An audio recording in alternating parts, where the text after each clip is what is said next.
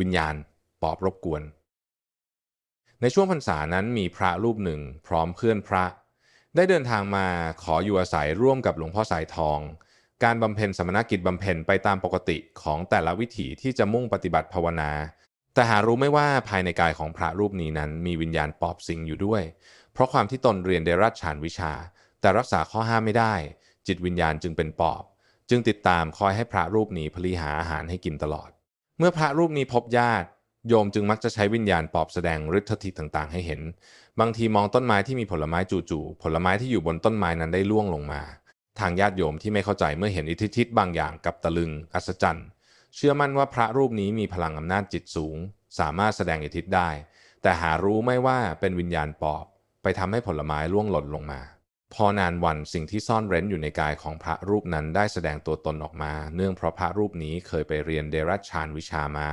แต่ไม่สามารถรักษาข้อห้ามได้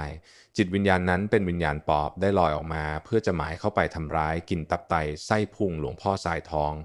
แต่จิตหลวงพ่อสายทองอย่างรู้จึงได้ควบคุมไม่ให้วิญญาณปอบที่มากับพระรูปนั้นเข้ามาทำลายได้และด้วยความเกรงว่าวิญญาณปอบตนนี้จะเข้าไปทำร้ายญาติโยมที่มาช่วยงานที่วัดมาถือศีลปฏิบัติที่วัดหลวงพ่อสายทองจึงได้อธิษฐานจิตครอบญาติโยมที่อยู่ในวัดไว้เพื่อไม่ให้วิญญาณปอบเข้ามาทำร้ายได้แต่พระรูปนั้นที่เลี้ยงวิญญาณปอบไว้หารู้ไม่ว่าหลวงพ่อสายทองนั้นรู้เรื่องของตนทั้งหมดแล้วครั้นจะให้ออกจากวัดไปอยู่ที่อื่นนั้นก็ไม่ได้เพราะเป็นช่วงเข้าพรรษาแล้วหลวงพ่อสายทองจึงมีเพียงอธิษฐานจิตเพื่อป้องกันไม่ให้วิญญาณปอบที่สิงอยู่ในตัวพระรูปนี้สร้างความเดือดร้อนหรือทำร้ายผู้คนแม้กระนั้นญาติโยมก็ไม่ได้ทราบเรื่องราวที่เกิดขึ้นแต่วิญญาณปอบตนนี้ที่สิงอยู่กับพระรูปนี้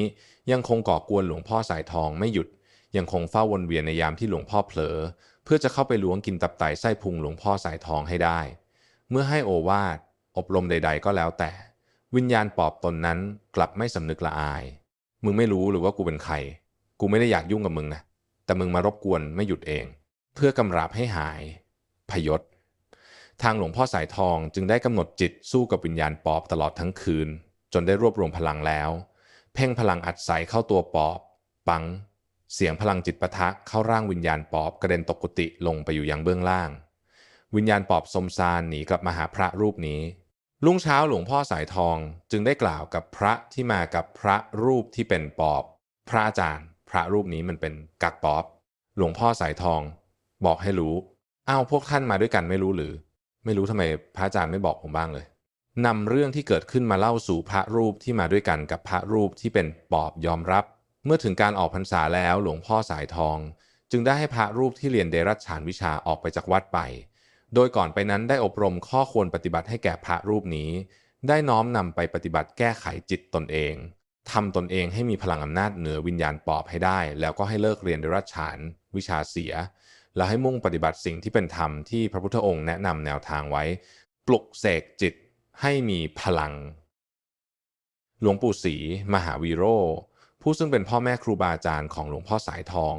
ได้กล่าวให้รู้ถึงการเอาตัวรอดในการออกธุดงค์วิเวกตามป่าขุนเขาให้ทราบว่าการที่เราออกเที่ยวจาริกไปวิเวกย่อมอาจพบจิตวิญญาณมากมายทั่วโลกถ้าเรามีจิตวิญญาณอ่อนกว่าเขาเขาก็อาจมารบกวนให้เดือดร้อนวุ่นวายได้เดี๋ยวก็ว่า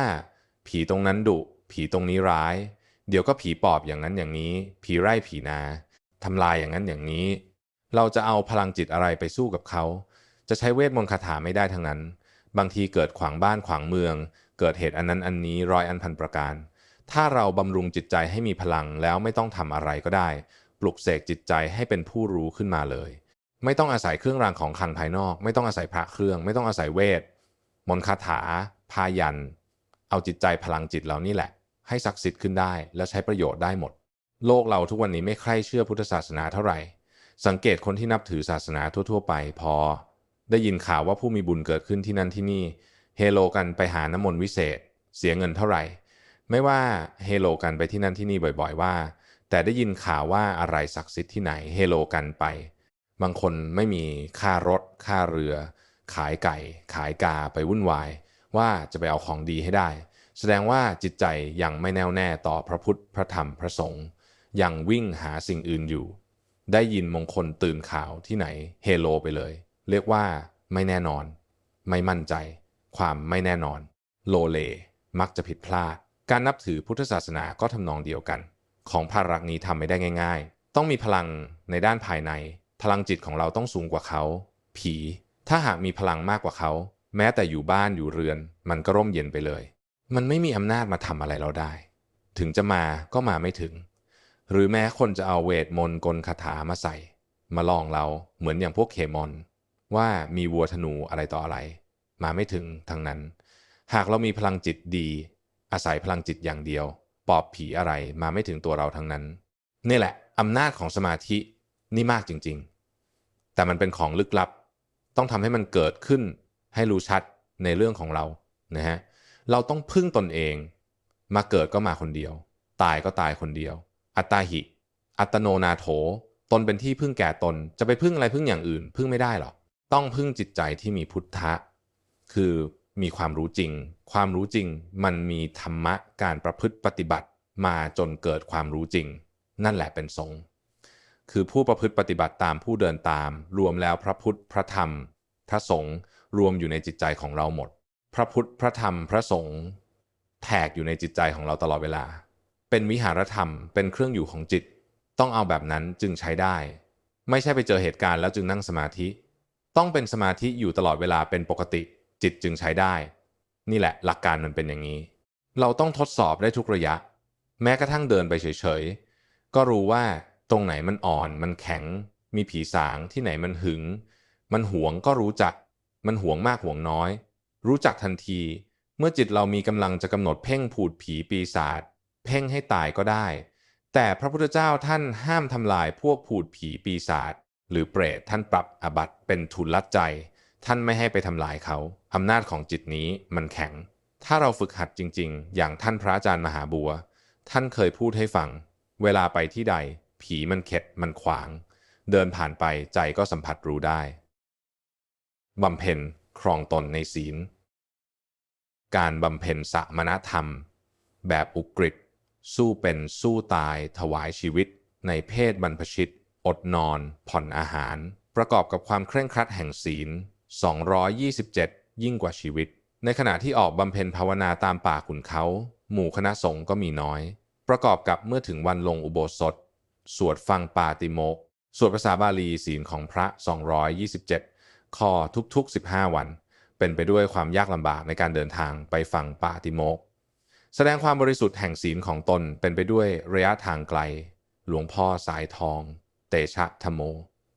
บางครั้งเมื่อไม่มีผู้ใดสวดปาติโมกข์ได้หลวงพ่อสายทองก็จะเป็นผู้อาสาสวดให้หมู่คณะฟังท่ามกลางภิกษุสงฆ์ที่มาร่วมแสดงความบริสุทธิ์แห่งศีล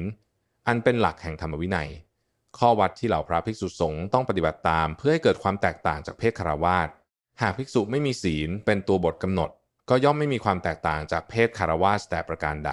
การประพฤติปฏิบัติรักษาเพียงศีลอย่างเดียวถือว่าไม่มีอาวุธเพียงพอที่จะเอาชนะข้าศึกกิเลสภายในใจได้จำต้องอาศัยการฝึกจิตให้ตั้งมั่นในองค์ภาวนาคือสมาธิเพื่อมีกำลังหนุนนำก้าวสู่ปัญญาที่จะเอาชนะกิเลสให้จบลงและการทำความเพียรอ่อนไหนเลยจะสามารถนำจิตมีกำลังเหนือกิเลสได้จึงจำต้องใช้อุบายธรรมพิเศษเข้าช่วยคือการอดนอนผ่อนอาหาร